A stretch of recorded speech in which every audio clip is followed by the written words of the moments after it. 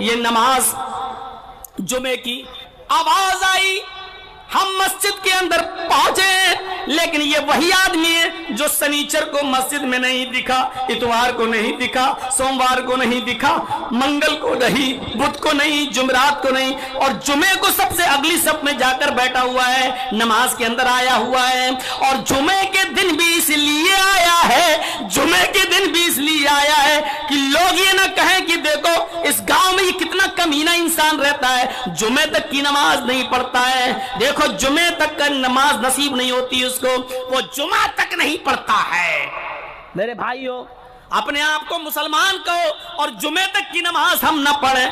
قرآن ایسی لوگوں کے بارے میں کہتا ہے وَمِنَ النَّاسِ مَن يَقُولُ آمَنَّا بِاللَّهِ وَبِالْيَوْمِ الْآخِرِ وَمَا هُمْ بِمُؤْمِنِينَ۔ کچھ لوگ تمہیں ایسے ملیں گے، کچھ لوگ تمہیں ایسے نظر آئیں گے، کچھ لوگ تمہیں اس دھرتی پر ایسے بھی نظر آئیں گے جو اپنی زبانوں سے کہیں گے ہم اللہ پر ایمان لائے، ہم یوم قیامت، قیامت کے دن کے اوپر بھی ایمان رکھتے ہیں۔ وَمِنَ النَّاسِ مَن يَقُولُ آمَنَّا بِاللَّهِ وَبِالْيَوْمِ الْآخِرِ، جو کہیں گے ہم اللہ کو مانتے ہیں، رسول کو مانتے ہیں، نبیوں پر ایمان ہے، قرآن کو مانتے ہیں، ہمارا ایمان جنت پر ہے، جہنم پر ہے، ہم اللہ کو مانتے، نبی کو، قرآن کو، فرشتوں کو، سب کو مانتے ہیں۔ اللہ کہتا ہے ان کی زبانوں پہ مت جانا، یا اپنی زبانوں سے جو کہہ رہے ہیں اس کو سچا مت سمجھ لینا۔ وَمَا هُمْ بِمُؤْمِنِينَ، میں تمہیں گارنٹی دیتا ہوں، میں تمہیں بتاتا ہوں کہ یہ مومن نہیں ہے۔ اللہ ایسی لوگوں کے بارے میں کہتا ہے پورے ہفتے مسجد سے غائب، جمعے کے دن پہلی صف میں بیٹھے ہیں صاحب، سعودی عرب کا رومال ڈال کر اور جنت الفردوس خوشبو لگا کے پہلی صف میں بیٹھا ہے۔ کیوں صاحب آج جمعے کے دن مسجد میں کیوں آئے؟ آج جمعہ ہے۔ اچھا اللہ تعالیٰ جمعے کو دیکھتا ہے، بقیہ دن کیا وہ تمہیں نہیں دیکھتا؟ ارے نہیں یار، یہ بات نہیں ہے، آج جمعہ ہے۔ ارے جمعہ ہے تو کیا ہوا؟ کیا کہنا چاہتے ہو؟ نہیں صاحب جمعے کے دن کی بہت فضیلت ہے۔ اچھا بہت فضیلت کا مطلب یہ ہے کہ ظہر کی نماز چھوڑ دو تو گناہ نہیں، عصر چھوڑ دو تو گناہ نہیں۔ ارے نہیں مولانا صاحب، بات یہ نہیں، بات یہ ہے کہ آج جمعہ ہے۔ ارے صاحب وہی تو پوچھ رہا ہوں، جمعے کو مسجد میں آنا اور سنیچر، اتوار، سوموار، منگل، بدھ، جمعرات غائب ہو جانا، مجھے سمجھاؤ تو صحیح۔ مولانا بس آج جمعہ ہے۔ ارے جمعے کو کیوں آئے ہو؟ بقیہ دن کیوں نہیں آئے؟ آج کیوں آئے؟ ارے جمعہ بھی نہیں پڑھنا چاہیے، جیسے اللہ اور دن نہیں دیکھتا آج بھی نہیں دیکھ رہا ہے۔ ارے مولانا اگر جمعہ نہیں پڑھیں گے تو گاؤں والے یہ کہیں گے کہ دیکھو کتنا کمینہ انسان ہے، جمعے تک کی نماز نہیں پڑھتا۔ تو اب آئے ہو نا اصلی بات پر، تو یہ کہو اصلی وجہ یہ محلے والوں کے ڈر سے، گاؤں والوں کے تانے کی وجہ سے تانے نہ سننا پڑے، اس لیے ہم مسجد میں آئے ہیں۔ اب یہ جمعے کی نماز تمہاری نماز نہ رہی، اب یہ رکوع نہ رہا، سجدہ سجدہ نہ رہا، قیام نہ رہا، اب یہ 2 رکعتیں تم نے جو پڑھی ہیں، اللہ کی قسم تم نے شرک کیا ہے، اللہ کی قسم تم نے شرک کیا ہے۔ شرک صرف مزاروں پر چادر چڑھانے کا نام نہیں ہے، بیٹا بیٹی مانگنے کا نام نہیں ہے، اپنا ماتھا کسی بزرگ کے آستانے پر ٹیک دینے کا نام شرک صرف نہیں ہے، اللہ کے علاوہ کسی اور کے ڈر سے مسجد میں جا کر نماز پڑھنا بھی شرک ہے، اس لیے کہ یہ رکوع، یہ سجدہ آپ نے اللہ کے لیے نہیں کیا ہے۔ من صلی یرائی فقد اشرک، اللہ کے نبی فرماتے ہیں، محمد رسول اللہ نے فرمایا، بخاری کے صفحات پر یہ منظر دیکھا جا سکتا ہے، نبی اکرم کہہ رہے ہیں من صلی یرائی فقد اشرک، جس نے دوسرے کو دکھانے کے لیے نماز پڑھی اس نے شرک کیا۔ لیجئے عبادتوں میں تقوی آنا چاہیے، اللہ کے ڈر سے نماز پڑھیے۔ فجر کی اذان ہو رہی ہے، اللہ اکبر اللہ اکبر، سردیوں کے دن ہیں، لحاف اٹھانا گوارا نہیں، اذان کی آواز آ رہی ہے، ہم سن رہے ہیں، کہنے والے نے یہ جملے بھی ادا کرنا شروع کر دیے، الصلاۃ خیر من النوم، وہ گہری نیند میں سونے والے، اس نیند سے بہتر نماز ہے، اے سونے والے اس نیند سے بہتر نماز ہے، اپنی نیند کی قربانی دے دے اور اٹھ کر چلا مسجد کے اندر آ جا اور نماز پڑھ لے، نماز نیند سے بہتر ہے۔ اور میں نے بامبے میں وہ علاقہ دیکھا ہے جہاں صبح 4 بجے پانی آتا ہے اور 6 بجے پانی بند ہو جاتا ہے. اور میں نے یہ منظر دیکھا ہے، وہ ممبئی جو رات کو بھاگتی ہے، وہ ممبئی جو رات کو دن جیسا نظر آتا ہے، وہ ممبئی جو بڑی تیز رفتاری سے بڑھتی ہے، اس ممبئی کے اندر یہ منظر دیکھا ہے میں نے اپنی آنکھوں سے کہ 4 بجے پانی بھرنے کے لیے لوگ 3 بجے کا الارم گھر میں لگاتے ہیں، اٹھتے ہیں، اپنی بالٹیاں ڈھول لے لے کر نل کی طرف بھاگتے ہیں. میرے پیارے ساتھیوں، اس کے باوجود بھی 4 بجے سے پہلے انہیں پہنچنا ہوتا ہے اور اس کے بعد لائن لگانا پڑتی ہے. 6 بجے تک پانی آتا ہے اور 6:01 پر پانی بند ہو جاتا ہے. میں نے ایسے بگڑے ہوئے لوگوں کو بھی دیکھا جو ایک ٹائم کے نمازی نہیں، لیکن پانی بھرنے کے لیے وہ صبح 4 بجے اٹھ جاتے ہیں، بلکہ 3 بجے کا الارم لگا لیتے ہیں. اور لوگوں، ضروریات زندگی انسان کو 3 بجے اٹھنے پر مجبور کر دیتی ہے. وَلَلْآخِرَةُ خَيْرٌ لَكَ مِنَ الْأُولَىٰ، آخرت کی زندگی تو دنیا کی زندگی سے بہتر ہے. پھر نماز کے لیے ہماری آنکھ 5 بجے کیوں نہیں کھلتی ہے، 4:30 بجے کیوں نہیں کھلتی ہے؟ اس لیے کہ ہم نے اس کو پانی کی طرح ضروری نہیں سمجھا ہے، ہم نے اس کو کھانا اور پانی کی طرح ضروری نہیں جانا ہے، ہم نے اس کو اپنی زندگی کے لیے لازمہ نہیں بنایا ہے، ضروری حصہ نہیں مانا ہے ہم نے. اسی لیے تو ہم 3 بجے اٹھ کر پانی کی لائن میں تو لگ سکتے ہیں، لیکن 5 بجے اٹھ کر مسجد میں نہیں جا سکتے ہیں، ہم جماعت کے ساتھ نماز نہیں پڑھ سکتے ہیں. وہ ممبئی جو تیزی کے ساتھ بھاگتی اور دوڑتی ہے، میرے بھائیو، اس ممبئی کے اندر ہم نے یہ منظر اپنی آنکھوں سے دیکھا ہے. ایئرپورٹ سے لوگ ریسیو کر کے ہم کو رات کے 2 بجے میری فلائٹ پہنچی، اور جب لوگ لے کے ہم کو وہاں سے گئے تو دیکھ رہا ہوں 3 اور 3:30 بجے محلے میں بالٹیوں کی لائن لگی ہوئی ہے، لوگ کھڑے ہیں پہلے ہی سے لڑ رہے ہیں. پہلے میں آیا، اس نے کہا میں بالٹی یہاں لگا کر چلا گیا تھا، ڈول میں چھوڑ گیا تھا، میں اب آیا ہوں. لوگ لڑتے بھی ہیں لائن میں ادھر ادھر ہونے کے لیے. میں نے کہا یہ لائن کیسی؟ تو میرے دوستوں نے بتایا پانی 4 بجے آتا اور 6 بجے ختم. میرے بھائیوں، جنہوں نے مسجدوں کے دروازے نہیں دیکھے ان کو بھی میں نے 3 اور 3:30 اور 4 بجے اٹھتے ہوئے دیکھا ہے. پھر نماز کے لیے کیوں نہیں اٹھا جا سکتا ہے؟ ظہر تو بہت آسان ہے، عصر تو بہت آسان ہے، مغرب آسان ہے، عشاء بھی آسان ہے، اصل تو نیند کی قربانی. اور اسی لیے تو فجر کی نماز میں ان الفاظ کی زیادتی ہے، الصلاۃ خیر من النوم. اے نیند میں مدہوشی سے سونے والے، اس نیند کو قربان کر دے اور مسجد کی طرف چلا. سردی ہے تو لحاف کی قربانی دے دے اور مسجد کی طرف چلا. کمبل کی بلینکٹ کی قربانی دے اور مسجد کی طرف چلا. اگر تیرے کان میں اذان کی آواز جا رہی ہے تو اپنا بستر چھوڑ کر مسجد کی طرف آ جا، اس لیے کہ اس نیند سے بہتر نماز ہے. الصلاۃ خیر من النوم. بے نمازی اگر مر جائے تو اس کو مسلمانوں کے قبرستان میں دفن کرنا بھی جائز نہیں ہے. چل رہا ہے ہمارا سماج اس پر کیا ایکشن لیتا ہے سوچیے آپ.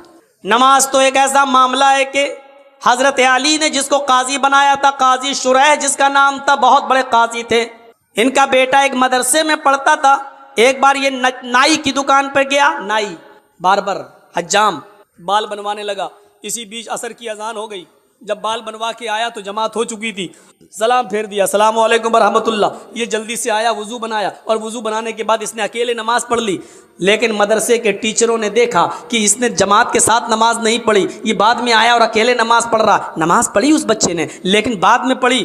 مدرسے کے ٹیچر نے، مدرسے کے استاذ نے قاضی صاحب کو لیٹر لکھا، قاضی صاحب آپ کے بیٹے نے نائی کی دکان پر بال بنوانے میں اتنا ٹائم لگا دیا کہ جب بال بنوا کر آیا تو عصر کی نماز کی جماعت ہو چکی تھی، اس نے بعد میں اکیلے نماز پڑھی ہے. مدرسے کا مینجمنٹ کمیٹی کیا سزا دے آپ متعین کریے. میں مدرسے کا مینجمنٹ کمیٹی کا ممبر ہوں، لیکن آپ قاضی ہیں، آپ بتائیے کہ آپ کے بیٹے کو کیا سزا دی جائے. قاضی صاحب نے جو سزا دی سنیے وہ کیا تھا. ایک موٹا ڈنڈا بھیجا اور ایک لیٹر لکھا، اور لیٹر میں لکھا ہوا تھا مدرسے کی مینجمنٹ کمیٹی کو یہ میں آرڈر دیتا ہوں کہ میرے بیٹے کو اس موٹے ڈنڈے سے اتنا مارو جب تک یہ ڈنڈا ٹوٹ کر 3 ٹکڑے نہ ہو جائے اس وقت تک اس ڈنڈے سے میرے بیٹے کو پیٹتے رہو. جب یہ ڈنڈا 3 ٹکڑے ہو جائے تو میرے بیٹے کو پیٹنا چھوڑ دینا اور اس کا کھانا پانی بند کر کے کمرے میں بند کر دینا. اگر وہ توبہ کر لے اور اصرار کرے کہ آئندہ میں کبھی اتنے تنگ وقت میں بال نہیں بنواؤں گا یا کوئی تنگ وقت میں ٹائٹ شیڈیول میں نماز کا وقت قریب ہو تو میں کوئی دوسرا کام نہیں کروں گا، اگر اس بات کا اقرار کرے تو چھوڑ دینا، ورنہ بھوکا پیاسا اگر مرتا ہے تو مر جانے دینا. یہ قاضی کا فیصلہ ہے اپنے بیٹے کے بارے میں، قاضی شرح کا. ہم اپنی نوجوان نسل کو اینڈرائڈ موبائل ان کے ہاتھوں میں دے دیتے ہیں اور سمجھتے ہیں کہ میرا بیٹا فجر میں جماعت کے ساتھ نماز پڑھے گا. جو آپ کا بیٹا رات کے 12 بجے تک 2 GB ملنے والے نیٹ ورک کو ختم کرنے میں رات گزار دیتا ہو، آپ اپنے اس بیٹے سے یہ امید رکھتے ہیں کہ وہ فجر کی نماز جماعت کے ساتھ ادا کرے گا. ان سردیوں کی راتوں میں آن لائن پڑھائی کے بہانے آپ کی بیٹیاں موبائل استعمال کر کے واٹس ایپ اور فیس بک یوز کر رہی ہیں اور آپ یہ امید رکھتے ہیں کہ ہماری بیٹیاں با پردہ اور با حیا ہو جائیں گی، نقاب لگائیں گی، خوشبو سے پاک صاف رہ کر بازار میں یا اپنے میکے یا کہیں اور جائیں گی. یہ آپ آج کے اس دور میں امید لگا رہے ہیں تو بیکار ہے. اگر آپ نے اپنی بیٹی کو اینڈرائڈ موبائل دے رکھا ہے، فیس بک اور میسنجر اور واٹس ایپ اگر وہ چلا رہی ہیں تو یاد رکھیے گا آپ اپنی بیٹی پر بھروسے کے لائق نہیں ہیں. آپ کی نظر میں آپ کی بیٹی کتنی پاک صاف ہو لیکن آپ کو اپنی بیٹی پر بھروسہ نہیں کرنا چاہیے، اعتماد نہیں کرنا چاہیے، اس لیے کہ واٹس ایپ اور میسنجر اور فیس بک چلانے والی لڑکی کا اعتبار نہیں کیا جا سکتا ہے. آج کے اس دور میں جب حضرت عائشہ صدیقہ کے اوپر تہمت لگ سکتی ہے، حضرت عائشہ صدیقہ الزام سے اپنے آپ کو نہیں بچا سکتی ہیں تو ہماری بیٹیاں ان سے زیادہ پاک دامن تو نہیں ہیں، ہماری بچیاں ان سے زیادہ نیک تو نہیں ہیں. جب منافقوں نے، جھوٹوں نے، جب کجروؤں نے اور دل کے گندے لوگوں نے اما عائشہ کو نہیں چھوڑا تو ہماری بیٹیوں کو کیسے چھوڑیں گے؟ یہاں ہمیں غور کرنا چاہیے. حضرت زکریا علیہ السلام کو دیکھو، مریم علیہ السلام کو دیکھو، سورہ مریم پڑھیے. وہ محراب میں مسجد کے اندر ہے اور حضرت مریم کے پاس بے موسم پھل آ جاتا ہے. بے موسم پھل، آم کا موسم نہیں آم آیا، لیچی کا موسم نہیں لیچی آیا. زکریا جب مسجد میں داخل ہوتے ہیں، محراب کے اندر گھستے ہیں، دیکھتے ہیں کہ مریم جس کی میں کفالت کر رہا ہوں اس کے پاس یہ پھل موجود ہیں. ارے یہ آم کا تو موسم نہیں، یہ آم کہاں سے آیا؟ یہ لیچی کا موسم نہیں، یہ لیچی کہاں سے آئی؟ تو چیخ پڑے انا لک ھذا، اے مریم میں تیری کلاس لے رہا ہوں، اے مریم مجھے صاف صاف جواب دے، یہ بے موسم پھل تیرے پاس کہاں سے آئے ہیں؟ آم کا موسم نہیں آم دیکھ رہا ہوں، لیچی کا موسم نہیں لیچی دیکھ رہا ہوں، یہ بے موسم پھل تیرے پاس کہاں سے آئے ہیں؟ وہ مریم جس کی پاک دامنی کی گواہی اللہ تعالیٰ نے دی ہے کہ ہم نے مریم کو بغیر شوہر کے بیٹا دیا، عیسیٰ بغیر باپ کے ہم نے پیدا کیا، وہ مریم جن کے پاک و صاف ہونے کا اعلان اللہ تعالیٰ نے کیا ہے، قرآن میں جن کو پاک دامن بتایا ہے، اس مریم کی کلاس زکریا لے رہے ہیں کہ بتا میری بیٹی، او بتا میرے لخت جگر، یہ تیرے پاس کہاں سے آیا ہے؟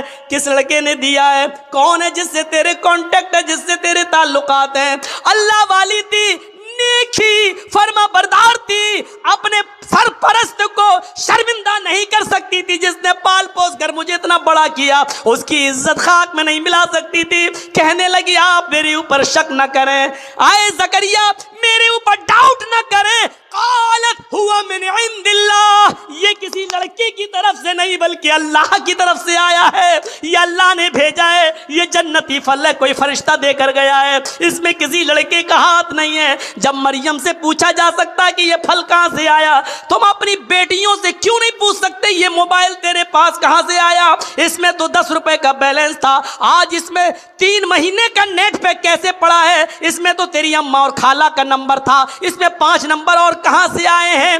کیا آپ اپنی بیٹیوں سے یہ سوال نہیں کر سکتے ہو؟ تم اسکول تو ڈرائیور کے ساتھ گئی تھی، پھر آئی ہو کس کے ساتھ آئی ہو؟ اکیلے کیسے آئی ہو؟ تمہارا بھائی تمہیں اسکول چھوڑنے گیا تھا، پھر تم نے بھائی کا آنے کا انتظار کیوں نہیں کیا؟ اکیلے کیسے چلی آئی ہو؟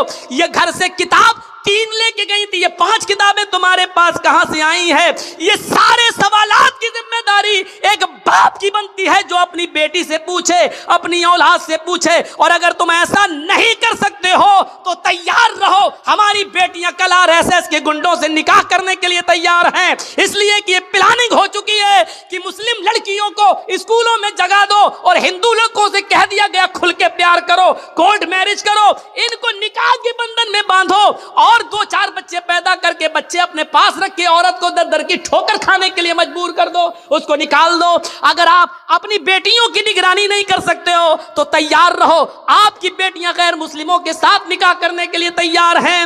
10,000 سے زیادہ ایپلیکیشنیں کورٹ میں موجود ہیں مسلم لڑکیوں کی, جس میں یہ کہا گیا ہے ہمیں اپنی مرضی سے ہندو لڑکوں کے ساتھ نکاح کرنے کے لیے تیار ہیں.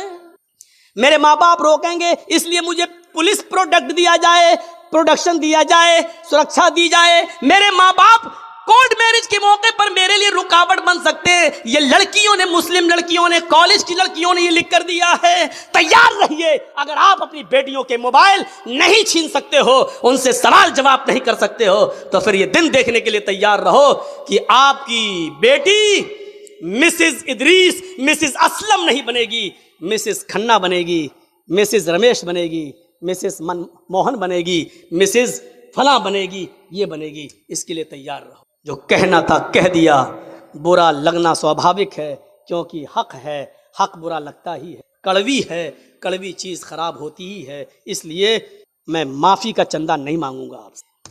سوابھاوک چیز ہے, ہونا ہے. آپ نے پوچھا نماز پڑھی کہ نہیں پڑھی, بیٹے سے پوچھا. ہمارے نبی نے تو یہ کہا تھا نا جب بچہ 7 سال کا ہو جائے, بچے میں لڑکا لڑکی دونوں شامل ہے, جب بچہ 7 سال کا ہو جائے نماز پڑھنے کا حکم دو, لے کے جاؤ.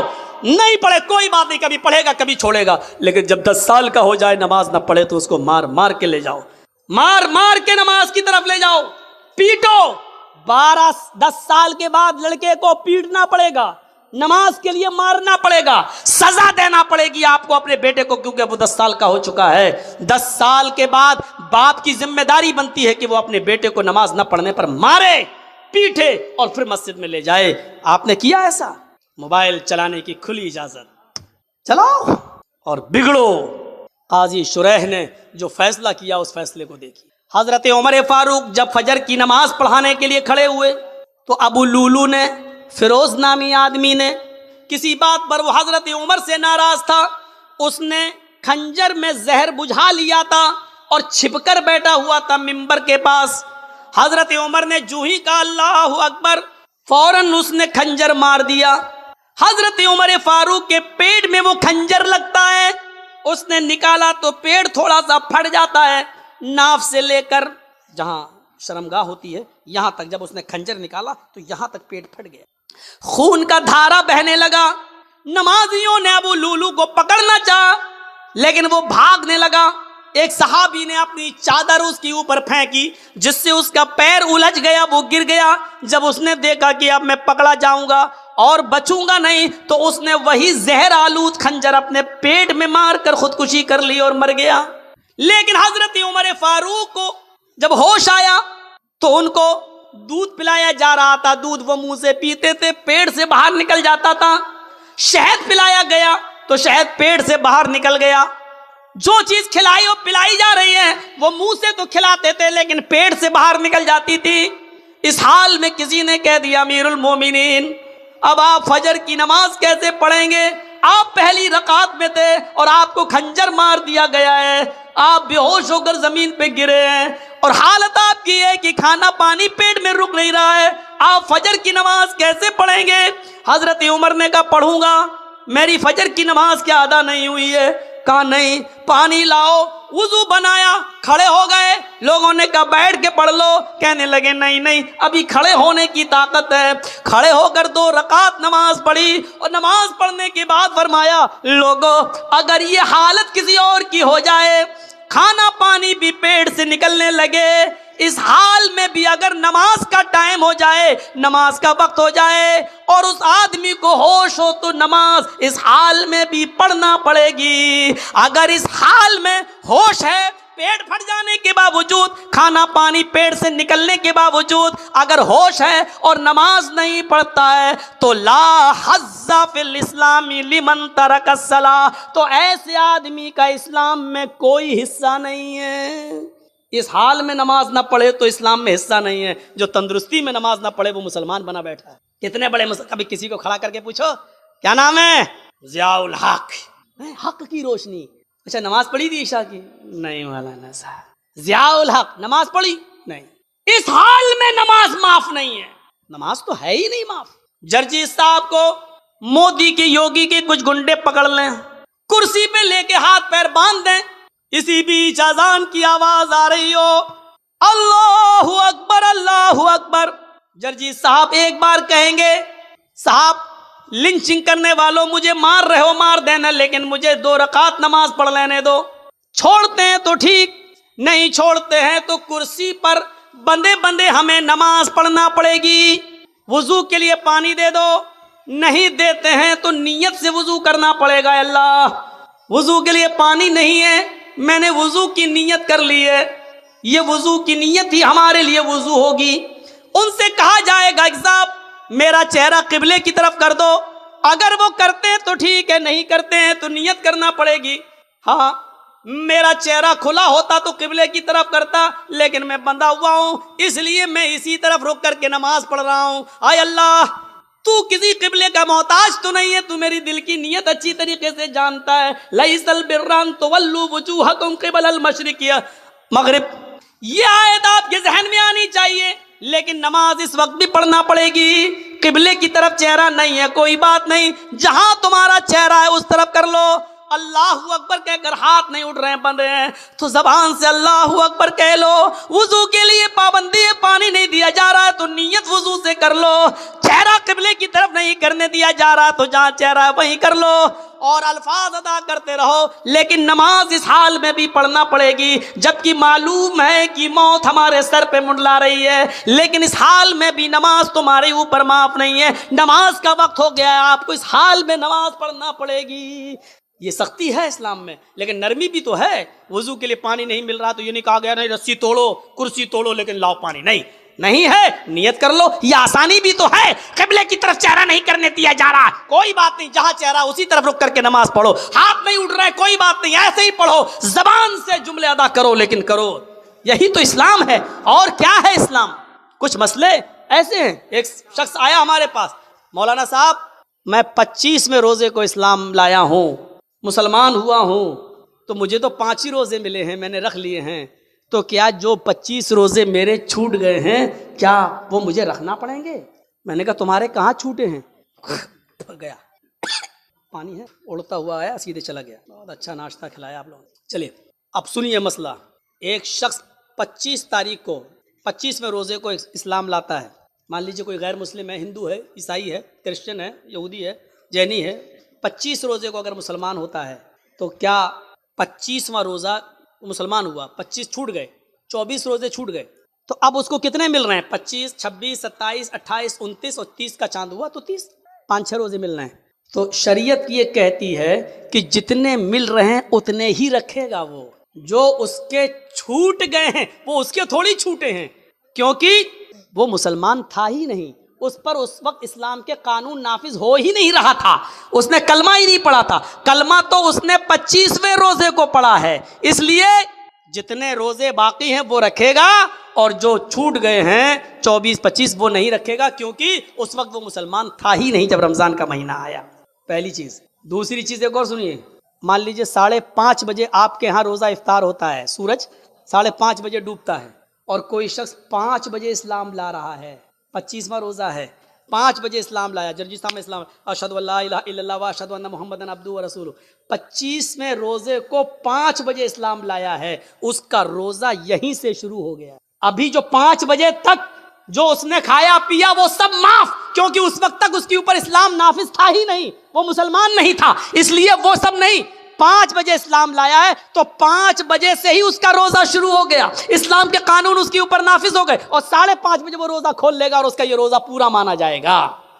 25واں روزہ آدھا گھنٹہ رکھا لیکن پورا 25واں روزہ مانا جائے گا. اب 25واں جوڑا جائے گا, 26واں رکھے گا, 27واں, 28واں, 29واں, 30واں یہ رکھا جائے گا. اور اس سے پہلے جو چھوٹ گئے وہ ایک بھی اس کو نہیں رکھنا پڑیں گے, کیونکہ اس وقت تک وہ مسلمان نہیں تھا. ان مسئلوں کو ذہن میں رکھیے, یہ چھوٹے چھوٹے مسئلے ہیں, اپنے ذہن میں ان مسئلوں کو رکھیے اور یاد کریے. اسی لیے کہتے ہیں کہ کچھ دینی تعلیم بھی سیکھ لیجیے, انگلش میڈیم کے ساتھ ساتھ انگریزی تعلیم کے ساتھ ساتھ کچھ دین کے مسئلے بھی سیکھا کیجئے.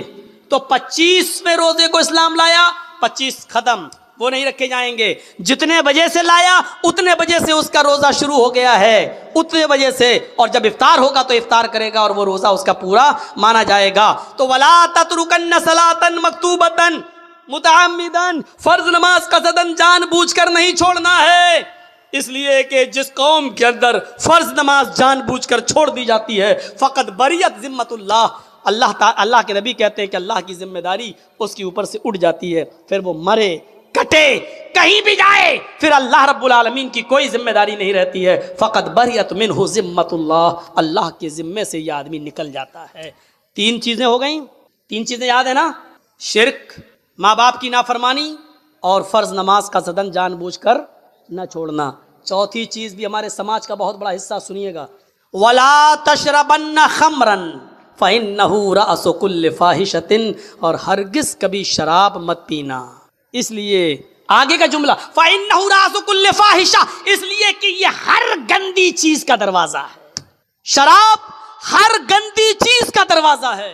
یہ جملہ بڑا خطرناک ہے جو اللہ کے نبی نے کہا کہ شراب مت پینا, یہ تو ٹھیک ہے, لیکن شراب ہر گندی چیز کا ٹھکانہ ہے, ہر گندی چیز کی جڑ ہے. یہ جملے بڑے قابل غور ہیں.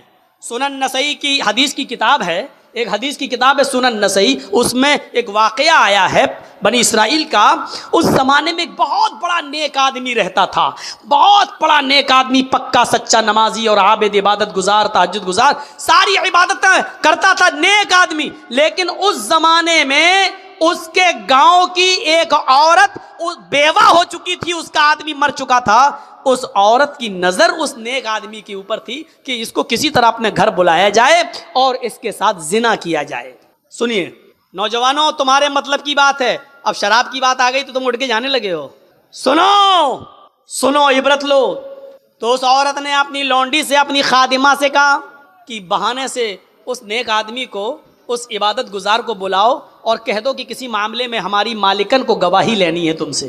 بیچارے کو بلایا گیا, وہ نیک آدمی, اور سنو تہجد گزار, نمازی, 5 وقت کا عبادت گزار, وہ آدمی اس لیے آ گیا کہ اس عورت کو کسی معاملے میں ہماری گواہی چاہیے, جو سچی گواہی ہوگی میں دے دوں گا, جو معلوم ہوگا وہ میں بتا دوں گا, اور جو نہیں معلوم ہوگا اس سے میں اجتناب کر لوں گا.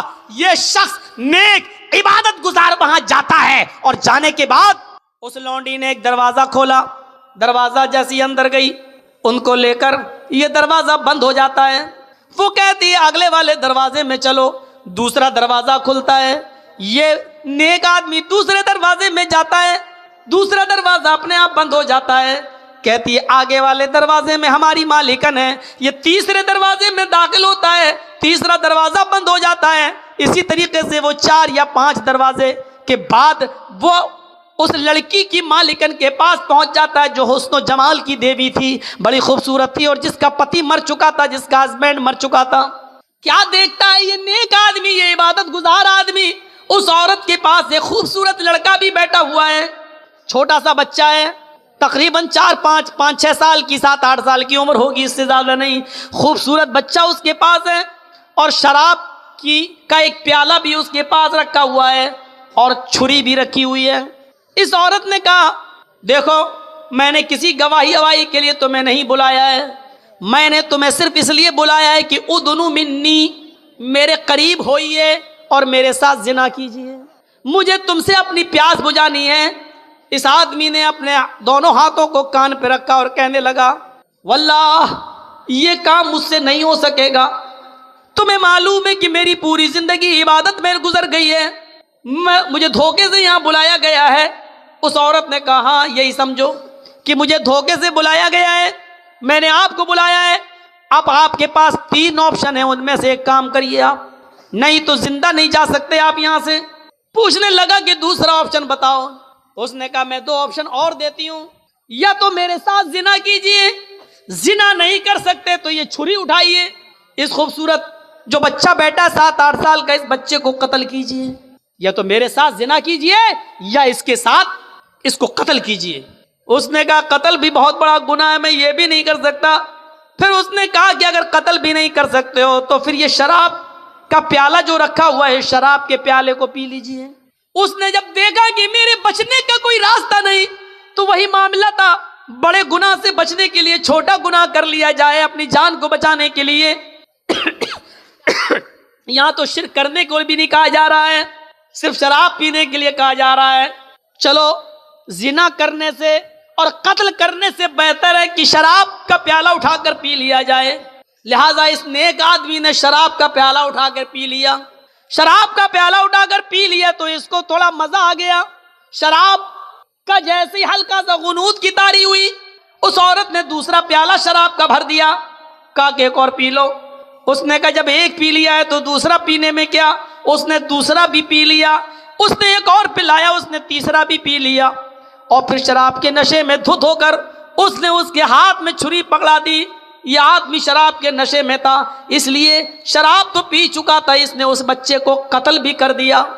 شراب کے نشے میں آ کر اس لڑکے کو جو 7-8 سال کا بچہ تھا خوبصورت, اس بچے کو اس نے قتل بھی کر ڈالا. اور پھر شراب کے نشے میں اس عورت نے اس کے دونوں ہاتھ پکڑ کے اپنے اوپر اس کو سوار کر لیا, اور اس نے شراب کے نشے میں اس عورت کے ساتھ زنا بھی کر ڈالا.